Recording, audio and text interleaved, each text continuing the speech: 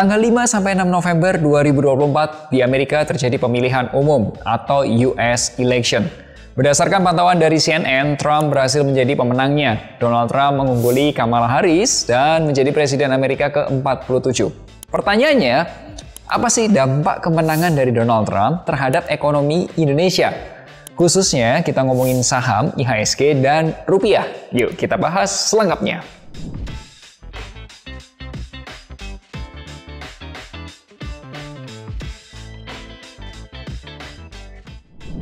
Hai, ketemu lagi nih bersama saya Melvin Mumpuni di channel YouTube Finansialku.com. Seperti yang kita tahu, Donald Trump berhasil memenangkan pemilihan Presiden Amerika. Trump sebagai Presiden Amerika ke-47 itu mewarisi kondisi ekonomi Amerika yang nggak bagus. Contohnya, 1. Daya beli masyarakat Amerika itu melemah. Kenapa? Karena ada inflasi tinggi selama 2 tahun terakhir. Rata-rata inflasi Amerika itu kurang lebih 2-3%. Nah, pasca COVID di tahun 2021 sampai 2023, itu inflasi Amerika mencapai lebih dari 3%. Bahkan tertingginya mencapai 9,1% di bulan Juni 2022. Anyway, inflasi itu adalah kenaikan harga barang. Selain itu, Trump juga diwariskan utang pemerintah Amerika yang semakin menggunung dengan bunga yang tinggi. Data terakhir, utang pemerintah Amerika itu mencapai 35,46 triliun dolar Amerika. Coba perhatiin garis yang warna abu-abunya, teman-teman. Itu kurang lebih jumlahnya 65 kali lipat utang pemerintah Indonesia. Dan suku bunganya adalah 3,32%. Itu sudah lebih dari 100% GDP Amerika. Coba lihat garis yang warna biru. Jadi utangnya itu sudah lebih dari penghasilannya. Kenapa kok pemerintah Amerika itu utangnya besar banget? Karena pengeluarannya itu lebih besar daripada penghasilannya. Kita sebutnya itu ada defisit. Defisitnya membesar. Memang dalam 20 tahun terakhir itu lebih banyak yang defisit. Teman-teman coba perhatikan yang warna kuning. Dibandingin dengan yang surplusnya, yang warna biru. Siapapun ya yang jadi Presiden Amerika emang sulit kondisinya.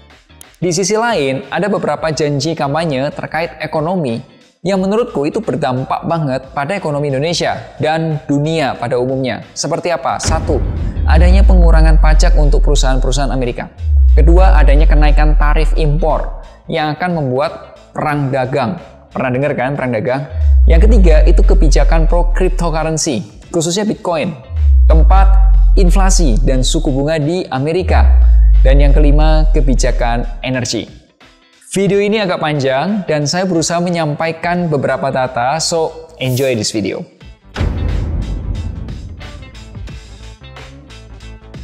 Trump mengusulkan perpanjangan pemotongan pajak yang sudah disahkan di tahun 2017, periode pertamanya Trump.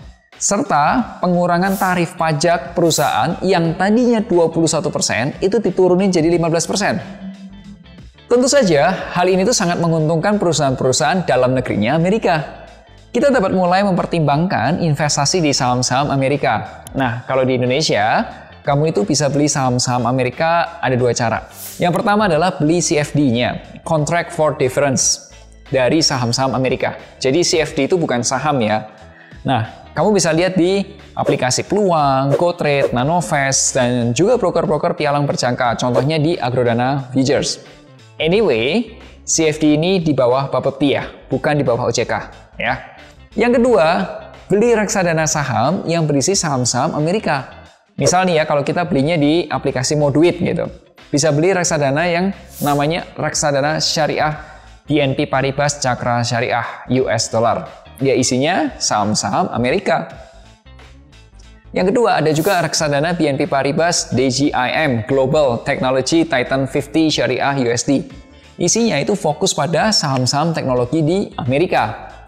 Selain itu ada juga nih reksadana Manulife Saham Syariah Global Dividend Dolar Amerika yang isinya saham-saham US Dollar, dan uniknya reksadana ini memberikan dividen dalam dolar. Pastinya produk-produk reksadana saham syariah ini sudah di bawah OJK. Jadi kalau CFD di bawah Bapepti, kalau reksadana yang syariah ini di bawah OJK.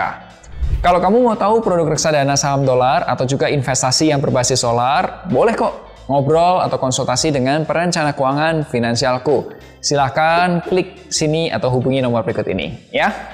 Kamu pasti bertanya, Vin, kalau pajak diturunkan, berarti kan penghasilan pemerintah Amerika akan berkurang dong. Defisitnya juga akan semakin besar dong. Nggak salah tuh. Nah, Trump itu mengeluarkan kebijakan kedua, yaitu kenaikan tarif impor.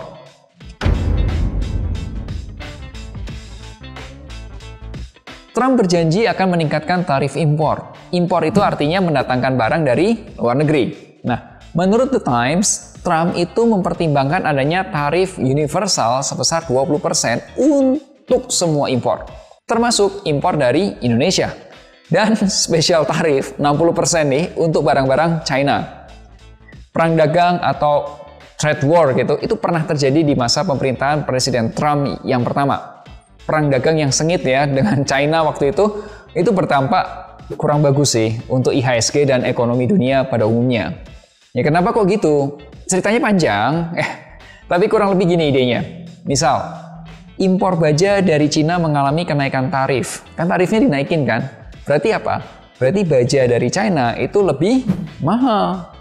Karena harga baja China mahal, orang-orang di Amerika itu ngurangi tuh belanja baja dari China. Akibatnya apa? Ya tentu aja penghasilan perusahaan baja China akan berkurang karena yang beli kurang, betul? Penghasilannya kurang, maka bayar pajaknya juga akan kurang. Nah, itu perusahaan baja China. Masalahnya tidak hanya baja yang dikenain tarif, tapi semua produk-produk dari impor China itu kena kenaikan tarif. Sejak tahun 2000-an, Amerika itu lebih banyak impor dari Cina dibandingin ekspornya ke Cina. Ekspor tahu ya, ngirim barang dari dalam negeri ke luar negeri gitu. Nah, coba bayangin deh, kalau ekonomi Cina ini lesu gitu, gara-gara kenaikan tarif impor. Repot banget kan ya kalau ekonomi negara gede-gede kayak Amerika, kayak China sama-sama lesu gitu. Sudah kebayangkan dampak kenaikan tarif impor? Kalau udah, kasih like-nya dulu dong. Vin, terus investasinya apa yang diuntungkan? Nah, uniknya, ini unik, Trump itu suka yang namanya cryptocurrency. Yuk kita bahas. Menarik ya. Ternyata Trump itu mendukung kripto dan berambisi untuk menjadikan Amerika itu pemimpin global dalam dunia kripto. Sekarang ini pemerintah Amerika itu memegang 213.000 Bitcoin, China 190 ribuan Bitcoin, dan Inggris sekitar 61.000 Bitcoin. Nah, harga Bitcoin itu mencetak rekor mencapai 1,1 miliaran itu setelah Trump itu menang di Pilpres Amerika. Nah, beberapa hal yang menjadi visi Trump itu adalah Trump menjadikan Bitcoin menjadi aset nasional dan tidak berniat menjualnya. Beliau mengatakan, never sell your Bitcoin, right? Dirangkum dari berbagai sumber yang memberitakan gini. Pertama, Trump itu akan menjadikan Bitcoin untuk mengurangi utang pemerintah. Ini menarik. Yang kedua, Trump akan mengurangi regulasi yang menekan atau membatasi kripto. Termasuk nih, ada rencana mengganti ketua SEC, Gary Gensler. SEC itu kayak OJK-nya Amerika gitu lah ya. Yang ketiga, Trump ingin memastikan warga Amerika boleh nambang lagi atau mining Bitcoin dan bisa menyimpan Bitcoin-nya secara mandiri. Dan yang terakhir, Trump akan membentuk komite pro kripto. Intinya, Amerika di bawah Donald Trump akan pro kripto. Gitu. Apakah kripto akan menjadi alat tukar yang sah berdampingan dengan dolar Amerika Serikat? Bagaimana nih dengan kredo Protect Dollar di Amerika? Nah, kita bahas konspirasinya di lain kesempatan. Bagaimana kita masyarakat Indonesia dapat diuntungkan? Ya, di Indonesia sendiri sudah ada kok beberapa perusahaan yang menjual Bitcoin dan cryptocurrency. Ya, menurut website dari Bapepti itu ada beberapa, contohnya ada Bitwiwi, Ajaib Kripto, Toko Kripto, Peluang, Pintu, dan Thrift. Menurut Aturan Undang-Undang Pengembangan dan Penguatan Sektor Keuangan P2SK yang berlaku sejak kemarin tahun lalu 12 Januari 2023, OJK itu rencananya akan mengambil alih peraturan dan pengawasan aset kripto paling lambat bulan Januari tahun 2025. Ini tampaknya menarik ya kalau kita bahas lebih dalam tentang kripto di video-video berikutnya. So, subscribe YouTube channel finansialku.com supaya kamu dapat update video terbarunya. Lanjut yuk, kita bahas inflasi dan suku bunga Amerika. Gubernur Bank Indonesia, Bapak Peri Warjio, itu memprediksi seandainya Donald Trump menjadi presiden Amerika, maka dolar akan menguat. Suku bunga yang dimaksud the Fed ya, Fed rate gitu, itu tetap menguat dan akan terjadi perang dagang. Perang dagang kita bahas tadi ya.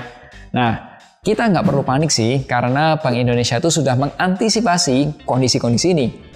Saat ini suku bunga acuan Bank Indonesia itu ada di 6% dan suku bunga Amerika itu di 5%-an.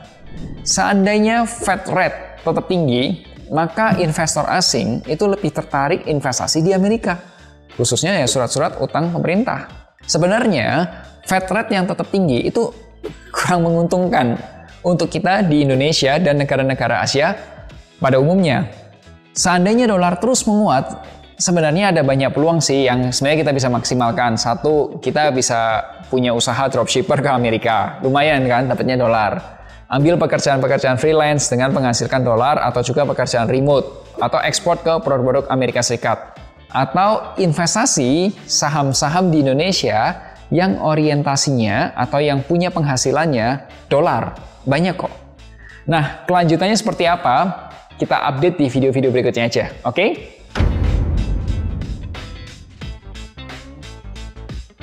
Terakhir, kebijakan energi. Mengenai kebijakan energi ini, Trump itu berjanji untuk memangkas pengeluaran energi warga Amerika. Ya, bisa jadi pemerintah yang baru, ya pemerintahan Trump, itu akan menunda energi baru terbarukan. Dan fokus kembali lagi nih ke energi fosil yang lebih murah. Ya, mau nggak mau kita lihat deh kelanjutannya gimana ya. Apakah harga minyak dunia ini akan mengalami kenaikan atau enggak? Oke, sekian dulu dari saya, sekedar informasi. Kamu dapat berkonsultasi dengan perencana keuangan finansialku mengenai perencanaan keuangan, investasi, dan lain sebagainya. Pas banget nih, finansialku lagi ulang tahun ke-8. Lagi ada banyak promo untuk konsultasinya. So, hubungi aja nomor berikut ini atau juga WhatsApp ke link berikut ini. Kamu boleh nanya-nanya dulu ke admin finansialku, cara konsultasinya, berapa harganya, dan apa yang didapat setelah konsultasi. So, ingat selalu hargai kerja kerasmu.